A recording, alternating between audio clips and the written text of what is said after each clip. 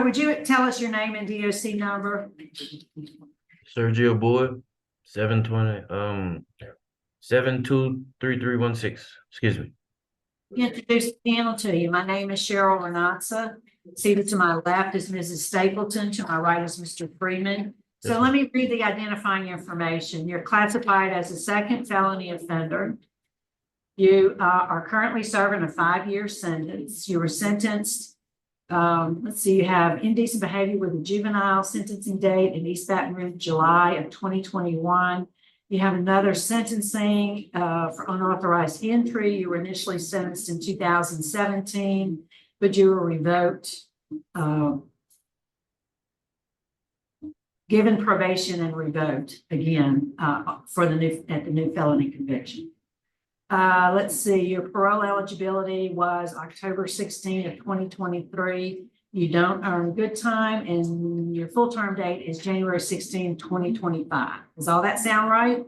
Yes, ma'am. Right. Your case has been assigned to Mrs. Stapleton. Would you answer her questions? Yes, ma'am. Good morning, sir.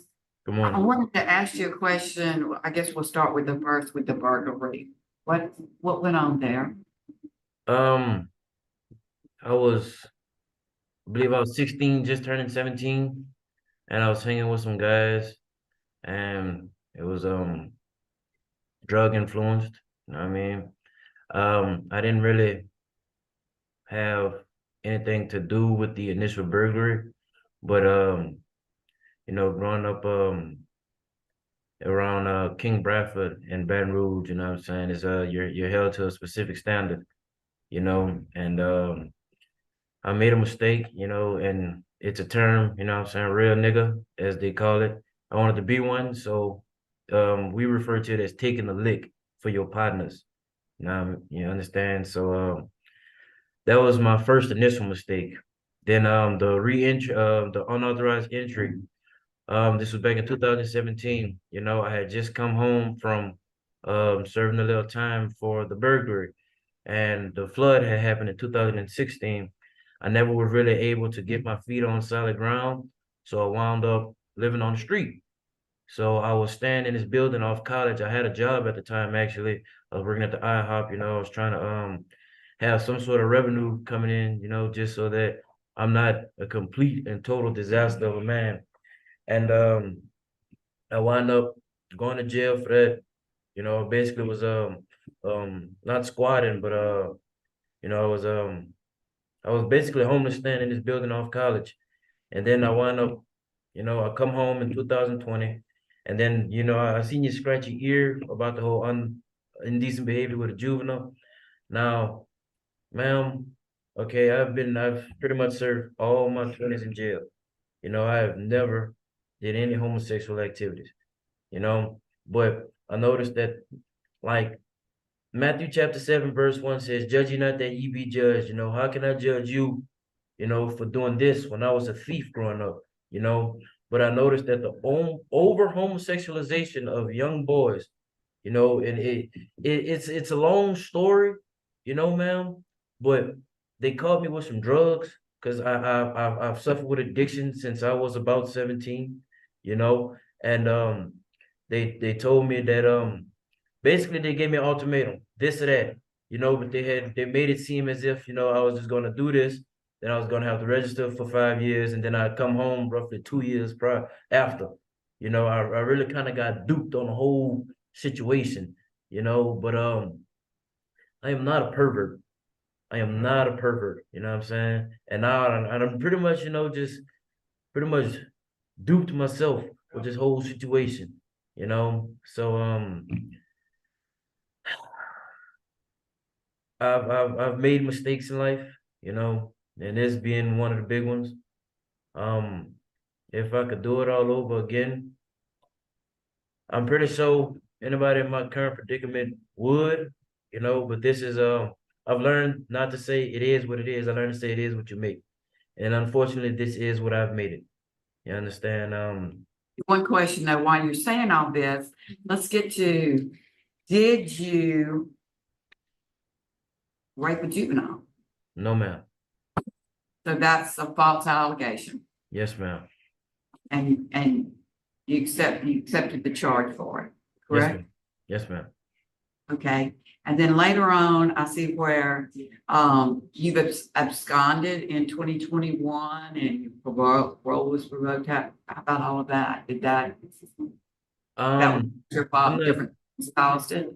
I'm not exactly sure how I absconded, you know, when I forget my parole officer's name, Okay, and hear me out. Um I would come visit her often. Granted that I was only out there from Thanksgiving Day to January 16, 2020. You know, okay, I believe that I roughly seen her, if not once a week, once every other week. And then when I came to jail, she told me to revoke she told me not to revoke, you know.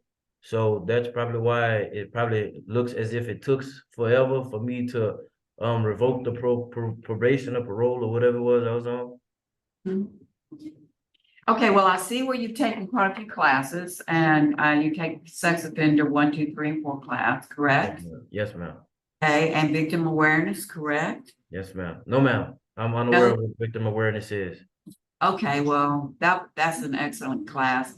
And the reentry and anger management, did you take that, or did you take more classes and I'm just not aware of it? I've taken reentry before, but I have yet to take it again, ma'am. Okay, anger management? The facility that I'm in, they would not place me in other classes due to my offender class. Okay, So I have to, values. you know, ma'am. So you've taken the sex offender class, right? And then earlier, the reentry class. Those are the 2 classes. Yes, So ma'am. that, I understand. Okay, you do have strong, law enforcement opposition. You do, and victim opposition also. Yes, ma'am. So it's something that you should know. I'm gonna pass it along to my, other board members. So what do you do? What are you doing now? Are you in class or you have, what do you do all day?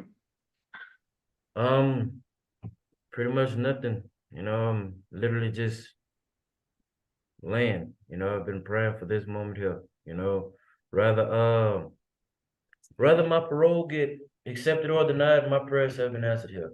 You know, I'm not gonna throw the whole Jesus mumbo jumbo in your face trying to all let him free. No, regardless to the fact of the matter is, you know what I mean? What, so no matter what happens today, you have a release date Of January 16th. in next year. So what are your plans? On your master prison record, it shows your address as being homeless. So what arrangements have you made for housing? My mother, she's pretty much been with me through this whole ride. So I do have somewhere to go, you know, some Is sort of that- stable job. No, ma'am, it's in Walker. Okay, so that's good. You plan to move away from the Baton Rouge area. That's a good thing. Respectively. I plan on doing the necessary steps of these next 15 years, you know, with the registration and all that.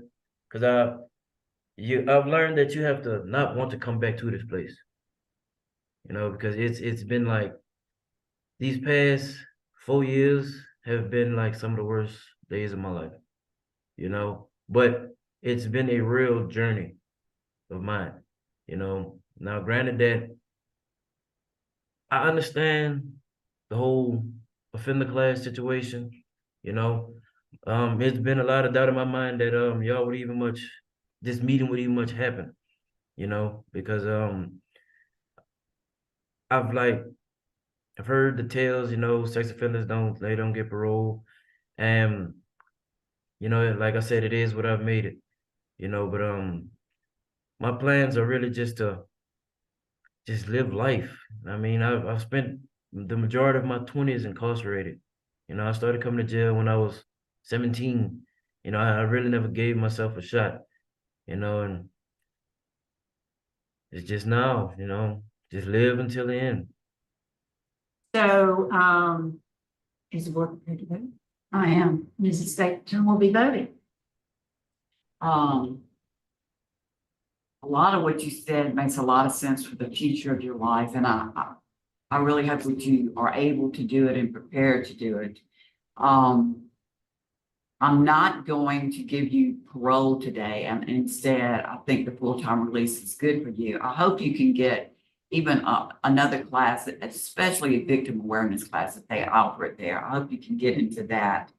And your full-time date is 1/16/25, as you stated. So maybe you've got enough time to do something like that.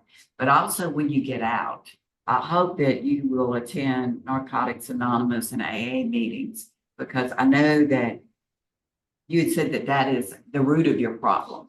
Yes, ma'am. And right now where you're at, you're not surrounded by that. And I don't care where you go nowadays, drugs are everywhere and alcohol's on the countertop. Drugs, So, yeah.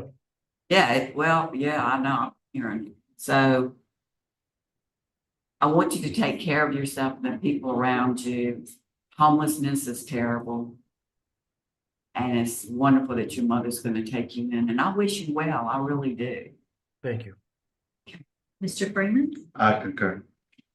Yeah, I enjoyed speaking with you and hearing from you, Mr. Bowie. I do agree with Mrs. Stapleton. I believe that this joust, as they say, may have saved your life.